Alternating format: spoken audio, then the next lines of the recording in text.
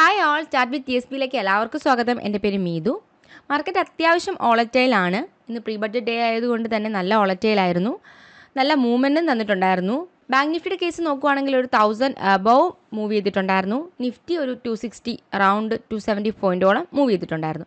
നല്ല വോളറ്റൈലായിരുന്നു മാർക്കറ്റ്. നിങ്ങൾക്ക് കാര്യം അറിയാമല്ലോ, ബഡ്ജറ്റ് വരുന്നത് കൊണ്ട് തന്നെ നല്ലൊരു വോളറ്റൈലായിരുന്നു. അപ്പോൾ നാളെയും നല്ല വയലേഷൻ ആയിരിക്കും മാർക്കറ്റിൽ, ബഡ്ജറ്റ് ആയതുകൊണ്ട് തന്നെ. അപ്പോൾ സേഫ് പ്ലെയേഴ്സ് അവോയ്ഡ് ചെയ്യുന്നതായിരിക്കും നല്ലത്. പിന്നെ റിസ്ക് എടുക്കുന്നവർക്ക് നല്ല ട്രേഡ് ചെയ്യാം, നല്ല പോയിന്റ്സും ക്യാച്ച് ചെയ്യാൻ പറ്റും. കാര്യം നല്ല വോളറ്റൈൽ ആയതുകൊണ്ട് തന്നെ അതുപോലെ നല്ല പോയിന്റും കിട്ടും, അത്യാവശ്യം ലോസും വരാൻ ചാൻസ് കൂടുതലാണ്. അപ്പോൾ ഇന്ന് നമ്മൾ ട്രേഡ് എടുത്തിട്ടുണ്ടായിരുന്നു. നമ്മുടെ ട്രേഡ് എവിടെയായിരുന്നു എന്നും നാളത്തെ ഇമ്പോർട്ടൻറ്റ് സോൺ എവിടെയൊക്കെയാണെന്ന് നമുക്കൊന്ന് മാർക്ക് ചെയ്യാം.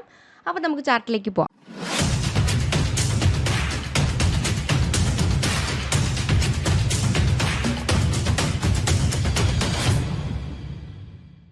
ബാങ്ക് നിഫ്റ്റി നല്ലൊരു മൂവ്മെൻറ്റ് തന്നിട്ടുണ്ടായിരുന്നു. കാര്യം രാവിലെ തന്നെ നമുക്കൊരു അറിയാമായിരുന്നു ഇന്ന് ഒത്തിരി ഒരു വയലേഷൻ ആയിരിക്കും മാർക്കറ്റിലെന്ന്. പ്രീ ബഡ്ജറ്റ് ഡേയിൽ സാധാരണ അങ്ങനെയാണ്, മാർക്കറ്റ് നല്ല വയലേഷൻ കാണിക്കാറുണ്ട്. അതുപോലെ തന്നെ ഇന്നത്തെ ലോ സ്വീപ്പ് ചെയ്തിട്ടാണ് മാർക്കറ്റ് ഈ ഒരു അപ് ട്രെൻഡ് കാണിക്കുന്നുണ്ടായിരുന്നത്. അപ്പോൾ ഈ ഒരു എൻട്രിയിൽ നമുക്കൊരു ചെറിയ SL ആയിരുന്നു ബാങ്ക് നിഫ്റ്റിയിൽ. പ്രീമിയത്തിൽ അറൗണ്ട് ഒരു 18 പോയിൻ്റ് ആയിരുന്നു. 0.5 ഡെൽറ്റ ഉള്ളതായിരുന്നു എടുത്തിട്ടുണ്ടായിരുന്നത്. ഒരു 15-18 പോയിൻറ്റ് നമുക്ക് ഇതിൽ SL എടുത്തിട്ടുണ്ടായിരുന്നു. ഓക്കെ, അപ്പോൾ ഇന്ന് ബാങ്ക് നിഫ്റ്റിയിൽ നമ്മുടെ മെത്തേഡിലധികം എൻട്രീസ് തന്നില്ല. ഈ ഒരു അപ് ട്രെൻഡിൽ പോയിട്ടുണ്ടായിരുന്നതിൽ നമ്മുടെ മെത്തേഡ്സ് അധികം വന്നിട്ടുണ്ടായിരുന്നില്ല.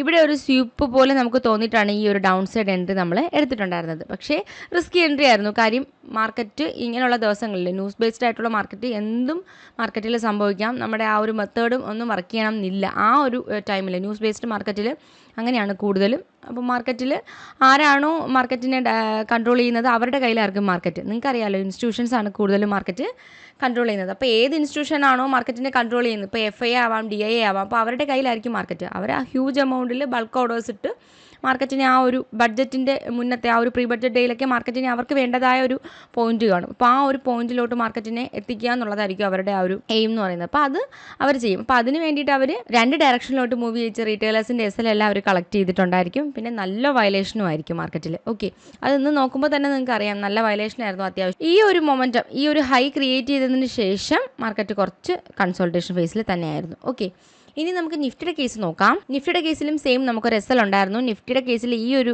ഏരിയയിലെ ലിക്വിഡിറ്റി കളക്ട് ചെയ്തപ്പോൾ ചെറിയൊരു അപ് ട്രെൻഡ് എടുത്തിട്ടുണ്ടായിരുന്നു. പക്ഷേ അതിൽ നമുക്ക് SL എടുത്തു. പക്ഷേ ആ ഒരു SL നമ്മുടെ ഈ ഒരു സ്പെഷ്യൽ എൻട്രി മെത്തേഡാണിത്. അപ്പോൾ അതിലൂടെ അത് റിക്കവർ ചെയ്തിട്ടുണ്ടായിരുന്നു. SL ഇവിടെ നമ്മൾ റിക്കവർ ചെയ്തു. ഓക്കെ, അതിനുശേഷം പിന്നെ നല്ലൊരു ട്രേഡ് കിട്ടിയിട്ടുണ്ടായിരുന്നു. നമ്മുടെ ആ ഒരു എൻട്രി മെത്തേഡിൽ നല്ലൊരു ട്രേഡ് കിട്ടിയിട്ടുണ്ടായിരുന്നു. അതിലൊരു 1:3 നമുക്ക് ടാർഗറ്റും കിട്ടി. അപ്പോൾ നിഫ്റ്റി ഇന്ന് അത്യാവശ്യം നിഫ്റ്റിയും ഒരു ബുള്ളിഷ് ട്രെൻഡിൽ തന്നെയായിരുന്നു. ബാങ്ക് നിഫ്റ്റിയും സെയിം തന്നെയായിരുന്നു. കൂടാതെ നമ്മുടെ വർക്ക്ഷോപ്പ് മെമ്പേഴ്സിൻ്റെ ഒരു ഗ്രൂപ്പുണ്ട് വാട്സപ്പിലെ, ഒരു പ്രൈവറ്റ് ഗ്രൂപ്പ്. അപ്പോൾ അതിൽ അവർ ട്രേഡ് എടുത്തിട്ടുണ്ടായിരുന്നു. ഞാൻ ജസ്റ്റ് അതൊന്ന് കാണിക്കാം. അപ്പോൾ അവരും എൻട്രീസൊക്കെ എടുക്കുന്നുണ്ട്. നമ്മുടെ ഈ ഒരു മെത്തേഡിൽ നല്ല പ്രോഫിറ്റും കിട്ടുന്നുണ്ട് അവർക്കും.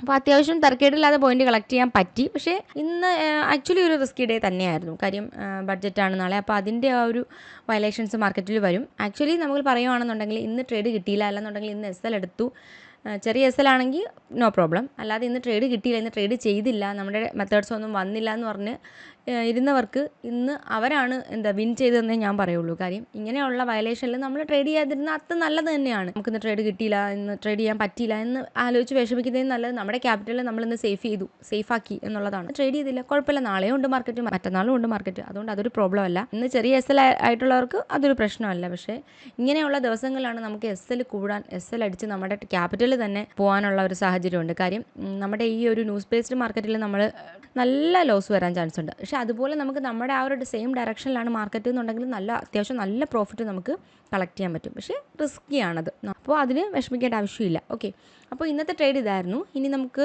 നാളത്തെ ഇമ്പോർട്ടൻറ്റ് സോൺ ഒന്ന് മാർക്ക് ചെയ്യാം. നിഫ്റ്റിയുടെ കേസിലൊരു സോൺ ഞാൻ പറയാം. അതൊരു ബൈങ് സോൺ ആണ്. പക്ഷേ അധികം ഇമ്പോർട്ടൻസ് കൊടുക്കണ്ട. ഓക്കെ, 21,650യും 21,686 ഈ ഒരു ഏരിയ അധികം ഇമ്പോർട്ടൻസ് നിങ്ങൾ കൊടുക്കണ്ട. ജസ്റ്റ് ഒന്ന് മാർക്ക് ചെയ്ത് വെക്കുക. നിങ്ങൾക്ക് അവിടെ ഒരു ട്രേഡ് വരുന്നുണ്ട്, നിങ്ങൾക്കൊരു മെത്തേഡ് അവിടെ വരുന്നുണ്ടെന്നുണ്ടെങ്കിൽ ഒരു എക്സ്ട്രാ കൺഫർമേഷൻ യൂസ് ചെയ്യാവുന്നതാണ്. പക്ഷേ നാളെ ബഡ്ജറ്റ് ആയതുകൊണ്ട് തന്നെ മാർക്കറ്റ് നല്ല വയലേഷൻ ആയിരിക്കും. നിങ്ങളുടെ മെത്തേഡ്സ് ഒന്നും ചിലപ്പോൾ വർക്ക് ചെയ്തൊന്നും വരില്ല. ഓക്കെ, ഇനി നമുക്ക് ബാങ്ക് നിഫ്റ്റിയുടെ കേസ് നോക്കാം. ബാങ്ക് നിഫ്റ്റിയുടെ കേസിലും ഒരു ബൈങ് സോൺ ഉണ്ട്, ഞാൻ പറയാം. 45,403യും അതുപോലെ 45,579 അതിനുള്ളിൽ 2 ചെറിയ സോൺ പറയുവാണെങ്കിൽ 45,448 അതുപോലെ 45,489 മറ്റൊന്ന് 45,4 543 അതുപോലെ 45,576. അപ്പോൾ ഇത് ജസ്റ്റ് ഒന്ന് നോക്കുക.